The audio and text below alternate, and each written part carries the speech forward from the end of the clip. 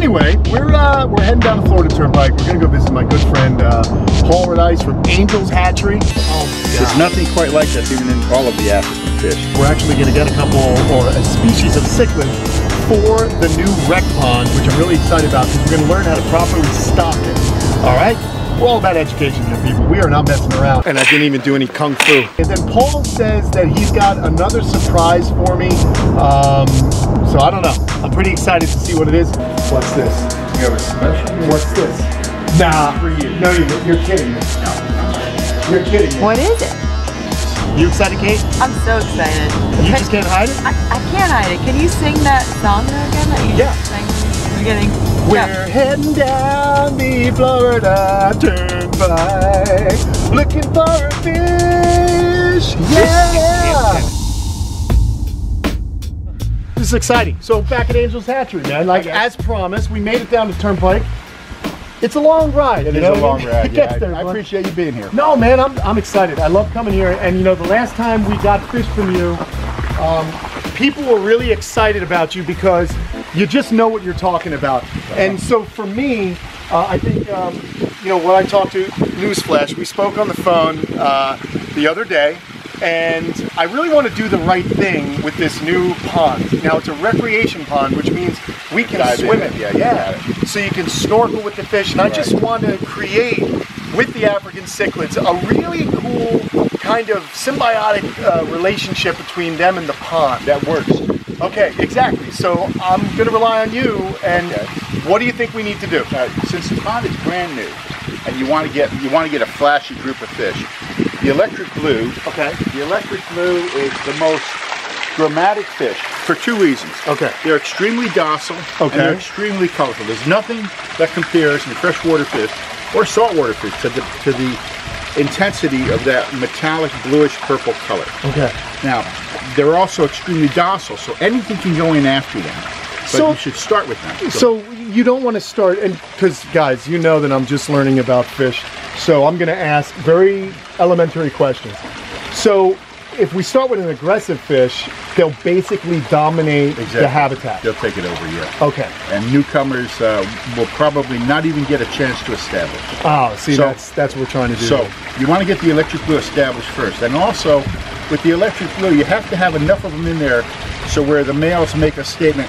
So there's 500 males here. 500 males. Look at these. Look at that, babe. Right, so this is awesome. So they immediately make a statement, but you need the numbers to make a statement. So what we're going to do is we're going to put in heavy female to male ratios. We're going to do a 1.3, one male for every 3 female ratio.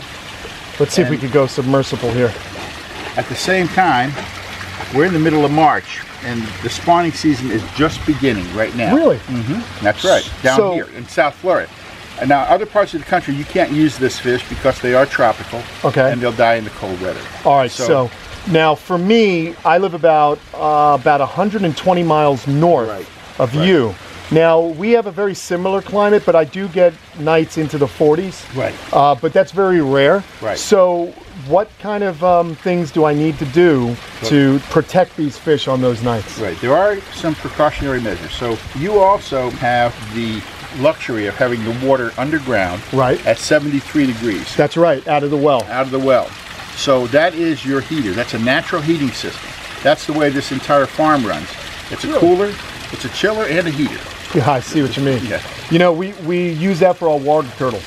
So whenever I have a tropical water turtle that doesn't hibernate, you know, we're running the well.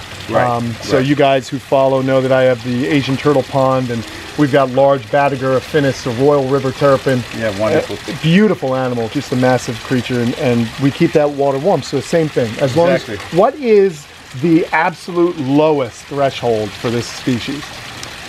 Water temperature, they really begin feeling it at 60 degrees. Okay.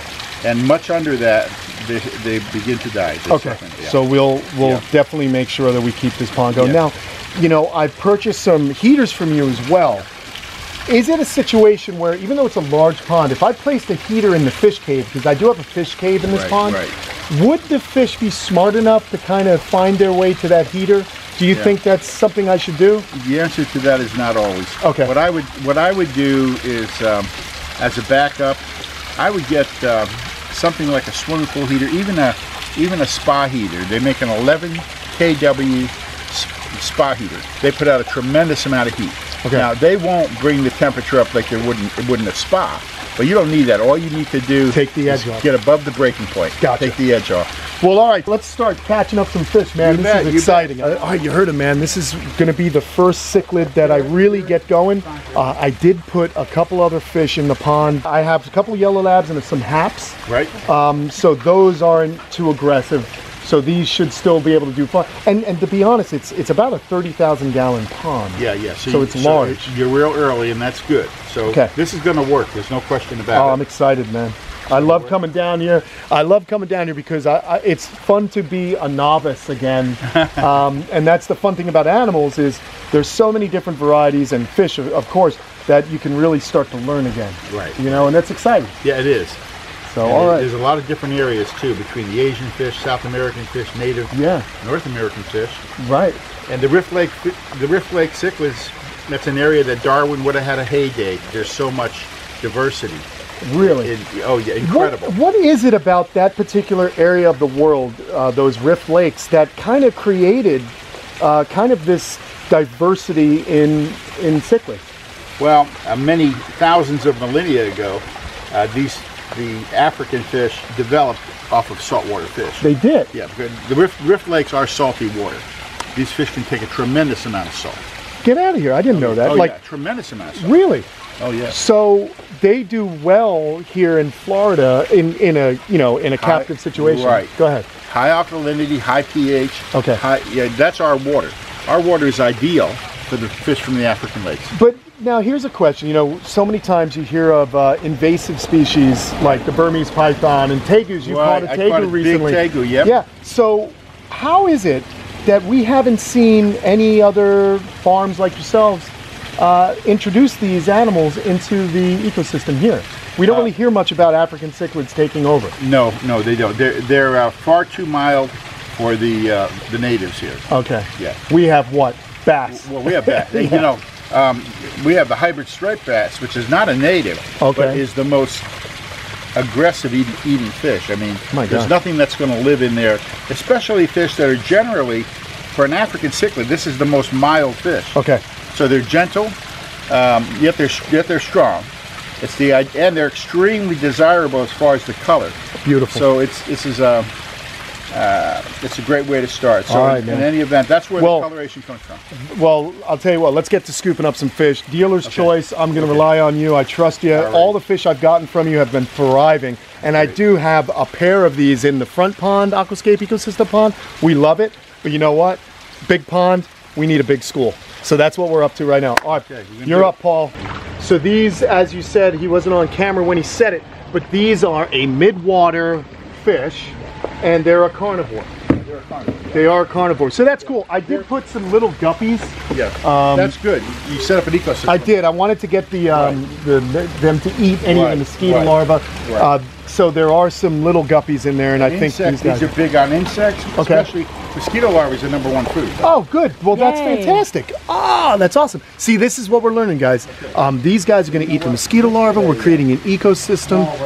Very, very exciting to me. And, you know, I know, Kate, you were a little nervous about putting fish in the pond. It's not something normal to swim usually in a pond. Yeah. But anyway, Kate was a little nervous. Let me grab this. Kate was a little nervous, but you're getting less and less nervous, right? Yeah, well, now that I see it, and it's cool to swim with the fishies. It's cool, man. This is way better than, in my opinion, like a pool. You know, you're not swimming in harsh chemicals. You're in nature. It's better for your body. It's better for the animals. So I'm going to talk to you as you scoop. Now, you've already explained why we're doing it this way. We're going to try and create this a good situation for these to breed. Create it. Yep.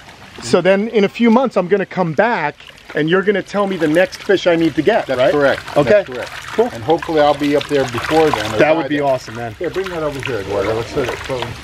As they proliferate, yes. Will I need to do any thinning out, or will they be okay? Because you're saying this is a good ratio. See, how old are we now? You have a 30,000 gallon pond? Yeah. No, I think we're okay. Okay. But no, basically we'll look at it in 10 years. Okay, fair enough. What we're doing.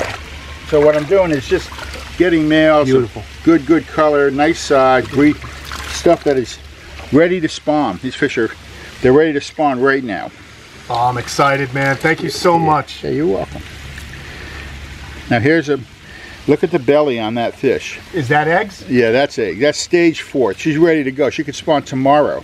Wow. Yeah. So they'll spawn, they'll release the eggs, and the males will secrete the sperm over the egg mass? How does that work? That's exactly right. Okay. The way it works is the male sets up a territory, and if you look in this tank, when we're not disturbing them, about every 3 to 3.5 feet, there'll be a male stationed against the wall, all around the tank. And that'll be his territory, and you'll know. He'll chase somebody off, he'll chase him, and come right back to his territory. Gotcha. They're very I can't wait to, the fun thing about fish, guys, is watching their behavior. That's why people set up these fish tanks. That's why aquariums, the hobby is so popular. And when you have a large pond that you can actually snorkel in with rock and crevices that these fish can dart in and out of and create their own little territories, it's going to be awesome to see that behavior. And each fish is going to have a different behavior, each species that we put in there. That's right. They're totally different. Again, see the belly on that fish? Yeah. In prime condition to spawn. Oh my gosh, this is awesome. So now, take that out of there and pour it into one of these bags. And when you get in there with it, is there water in there? I'm not going to have to put on any Barry White or anything like that, right? At times we love, we share love, baby. Well, underwater. My darling, Sing it, baby. thinking of your little baby. Yeah. She's good. She's good. All right, sorry about that, folks. We're getting a little crazy over here at Angel's Hatchery, but I get excited, man. This is, I love to learn. Obviously, I'm super into these fish, so this is really just a treat to see. I just walked through a spider web, babe, and I didn't even do any kung fu. Look at that. I just went with it. Really?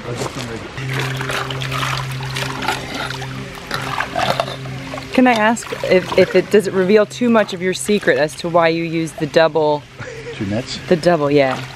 Yeah, because when one fish is swimming out of this net, it swims into the other. Oh, okay. That's it. That's it. That's the big secret. Yeah, corral. Oh, sorry. Corral in the 2 nets. All right, now you're getting a little crazy. I'm just kidding. Again, this fish is blue purple. Oh my God. There's nothing quite like this even in all of the African fish. This is what's called, this is a native fish, natural to the lakes. It's called the white flash electric blue. Really? Mm-hmm. Oh, I like that you just dropped it in there, man. Thank you. You're welcome. I mean, this is. I feel like you're my grandpa. This is all of them. This is all of them. Oh, get out. No, look, I appreciate your educating the hobby. Oh well, I love it. There, a lot of the other people in business, it's almost their intent to kind of dumb down the hobby, and that shortens the interest for the hobbyists, for the fish keepers. Yeah, that's what so through education, and you've got the right idea. Through education, not only will you keep the interest. I mean, there's a lot that goes on here in the pond. I mean, you got the landscaping aspect, the pet keeping aspect, the science of it. There's a real science connected to this. Absolutely. The University of Florida has the best consortium of fish experts in the world, and there are a few people there. One woman in particular, Dr. Ruth Frances Floyd. She was named the exotic animal fish vet, the #1 exotic animal fish vet in the United States. This was under George W. Bush. In any event, and given a national award, and wow, and she has earned that. This woman is a fantastic worker, to the task, and then this consortium of other experts from the university, Dr. Roy Young and Frank Chapman and Paul Cardiac, Denise Petty. There's a whole group of them, and these are extremely not only well-educated people, but people who are so dedicated to their science they take it to another level. Gotcha. They figure out stuff that people never even thought of before. You see, and that's what's so interesting. We need people like that because, animals are in many ways a riddle. And you can be keeping fish or turtles or lizards or whatever for years and years and years. And they'll show you something new and you'll never scratch the surface. So That's why it's so important that, you know, why Kamp Kenan exists is to get people excited about learning. And, you know, here's a potential job, guys. You know, Kenya's working here. Eduardo, this is a really fun place to work and learn if you love animals. And to learn from someone like Paul. And that's why I keep coming back to Paul and Angel's Hatchery, because we share that bond over the passion for the animals, and but more importantly, the passion for learning about them. So there you go. That's what Kamp Kenan's all about. What do you got? So this is a female who has already laid her eggs, just a little tiny bit early. If you look deep in the mouth of that fish, you see the eggs in there? Are there eggs in the mouth? They're mouth brooders? I'm sorry, I got the wrong fish. Oh, no worries. But that's kind of cool. Like yeah, so they hold their eggs in their mouth after they're fertilized. Yeah, just like a chicken for about 21 days. No on the same time clock. Now, will it disturb them if they've laid their eggs, we're moving them into a new habitat? Will that kind of throw the game off, so to speak? Do you know what I mean? Well, yeah. There's a couple of things. These fish are in extremely good condition, and they're extremely good parents also. Okay. And it depends on how you handle them. All right. You know, if you handle them gently, and we're putting them on pure oxygen, there's going to be no complaints. So they're going to have no reason to want to. With the worst thing that can happen, of course, is they get nervous and they eat their babies. Okay. We don't want them to eat the young. Right, so here's an early spawner. This is a fish I went to pick up and missed. And so if you look deep into the mouth of that fish, what do you see? No way. See him? Mm-hmm. I think, yeah. You can see the eggs. Oh, that's awesome, man. Yep. There, look at that, man. So this you got to is so start. cool. So in 2 weeks you'll see some babies. 2 weeks I'm going to see babies. We're going to be parents again, Ma.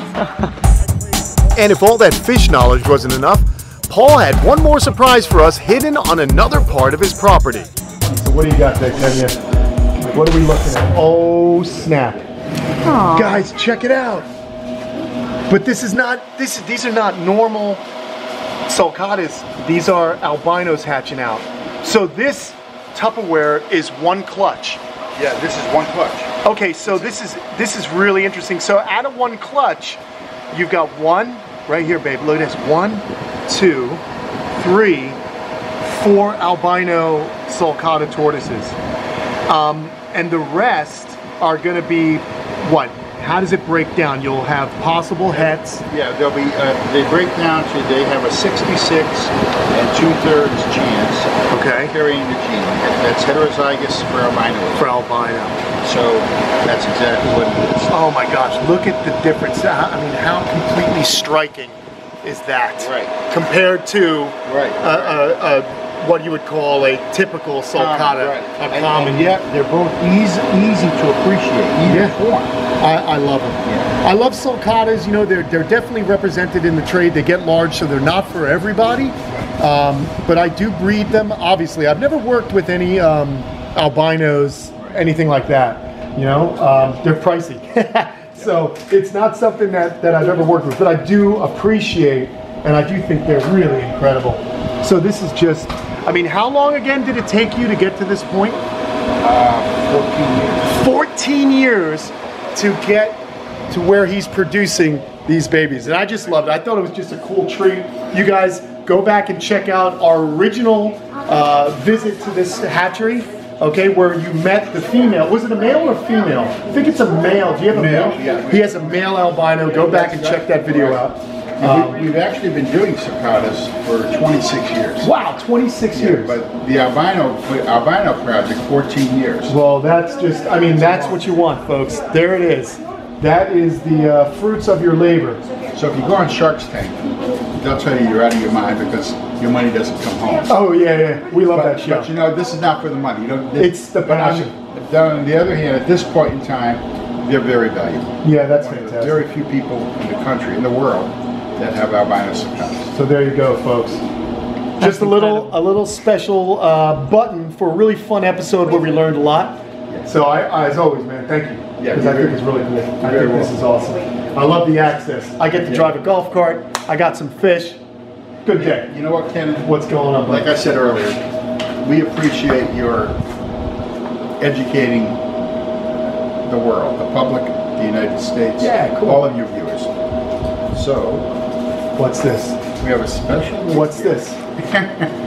Nah. This is for you. No, you're kidding me. No, I'm not. You're kidding me. What is it? It's a snake. with the shell. You're serious? You're giving me one of these? You got it. Yep. Oh my God. Isn't that beautiful? This is incredible, man. I can't believe this. Wow. I don't deserve this. What about I that? mean, this is crazy. Hold on. Beautiful. Oh my God. How old is it?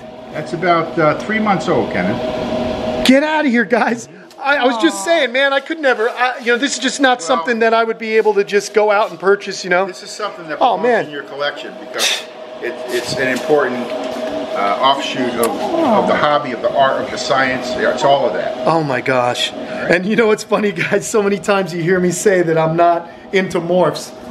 Well, that's not entirely true. You can't deny the beauty No. of that. It's gorgeous. Oh my God, what would I call this little one? I think we should name it Angel. Angel? Hey, there you go. Right? That's it, babe. We're gonna name it Angel I mean, after my... What else would you name it? Yeah. Oh my gosh. I can't, guys, I'm freaking out. I'm freaking out right now. This is honestly one of the most amazing animal gifts I've ever gotten. So cool. I can't thank you enough, man. Sure. I give you a hug. I mean, that's incredible, man. I think I'm a little choked up Well, because I mean, and the kids too. I mean, guys, Yeah. thank you so Yeah. much. Hey, Will, I know you're playing with toys, but dude, thank you. I really appreciate it. Thanks for watching, and I'll do my darndest. There's a lot of pressure on me right now, folks, because you know what? We got to grow this animal up big and strong. That's right. And And let me tell you a few things. yeah, tell me, please, because Okay. you know what? First of What do all- I need to do with First this? of all, Hydration. yeah, albinos require more hydration than the darker form. Okay. And well, look at this. While we're standing here talking, one of these last 2 eggs, this is just a coincidence. It just popped. Okay. See that right there? Yep, he's pipping. That's right. He just popped out. He just began to pop out of the egg. That little tiny crack. Tomorrow, he'll look like this one. Right. In 2 days, he'll look something like this one. In 3 days, he'll look like that one. And in 4 days, he'll look like that one. Right. That's exactly how it goes. That's amazing, you know. That's the whole process. And what's funny with We don't know sulcatas, guys, is they take their time coming out of the egg, but that's about the only thing they take their time Yeah, doing. yeah, Because right. once they're out, they're little good to go. motors, They're man. good to go. Now, elongated tortoise, which you guys have seen me hatch, they explode out of the egg. So it's really interesting how the different species come out. Okay, so we need better hydration. Yeah, better hydration for sure. What about They require sunlight? Yeah, Okay. okay. So listen to this, guys. Okay, what we do at this stage is we have them outside in a cage with what they call English aviary wire. Okay. Very strong, 1/2 inch by 2 opening. So there's nothing that's going to get in there that's going to hurt this. And of course it can't get out. Gotcha. Then we have a cover on it. You don't want to put it in full sun, but you want it to be able to get in and out of the sun. Okay. Now some people will sun them for 15 to 30 minutes, and that works too. I prefer to have them outside because sun is vitamin D and Right. sun in general for tortoises, as you know, Is important. all animals. Right? Even human beings. Yeah. Yeah. Physics says without the sun, we're no more. There you go, man. I can't freaking believe this. I said freaking. Sorry. But this bleep is that insane. out. Yeah, I'm such a potty mouth. But this is amazing. And look at the eyes, babe. He's got the albino eyes, and that's how you know it's an albino and not a leucistic animal. That's right. The red eye. The red eyes means that it's lacking the pigment. It's just lacking melanin. Right. There you go. You've heard me talk about the T-positive elongateds. Well, this is straight albino. I cannot believe it. What have you been feeding this animal so I can replicate it at home? Okay, I'm going to bring Judy in on this. She's Judy, come on over here. Come here, don't be shy. Judy's a little shy to be on camera, but she, like me, has an affinity for really cool hats. So Judy, what have you been Judy. doing? What have you been feeding this Okay, little one? so we feed them romaine lettuce. Okay, We take Missouri tortoise chow, Right. soften it up. This little guy would only eat go through maybe 1 pellet a day. okay. And then we've started giving him, we shave zucchini Yep. and sweet potato. Okay, very good. So right now So that's that's, it. I probably will add a little yellow squash. I'm gonna do just the variation to get that Right. shell nice and strong Right. and growing. Well, listen, guys, we have been chatting. I'm freaking out. This has been an amazing day here with you folks. I can't thank everybody enough, and I got to meet the family here. I'm literally shaking because I can't believe I have this animal. So its name is Angel. It's an amazing gift, and thank you so welcome. much. Thank you very, very much. I appreciate that, man. That is really cool. All right, everybody, don't forget to like and subscribe. And hey, wait a minute. Now, you know, there you go. You mentioned something earlier to me about albinos, and you know, what do these things cost retail? Well, retail, we sell under a retail price. Retail price has been somewhat established, pretty high at about $2,500. Wow. We sell them at $1,750 a day. Wow. We're well below retail. So what we'd like to do, Kenneth, for the interest in the hobby and for your efforts and to support you the way you've supported the hobby, we'd like to, if any of your viewers want to buy one of these, besides the $1,750, there's also the costs of getting it there, whatever the mode is. But we'd like to include an additional small regular so that they would have 2 points of interest. Very cool, yeah. It shows, so they can see the contrast. See the contrast, and plus the tortoises, they do better in pairs or trios. You know, I always say that. I'd never want to grow up alone. You know, you got to have someone else to hang out with, and you're only half, socially, you're only half human if you grew up in a closet. Same thing with the animals. I think they're just smarter animals when they bounce off each other. You put a little tiny cardboard box in there, and at night they'll both be in there side by side every time. Man, that is just an incredible. I can't believe today's gifts. I mean, the fish, this animal here, your knowledge. That's the true gift, guys, is the knowledge. And then for you folks out there, I get emails all the time. Do I sell albinos? No, not for about 14, 15 years.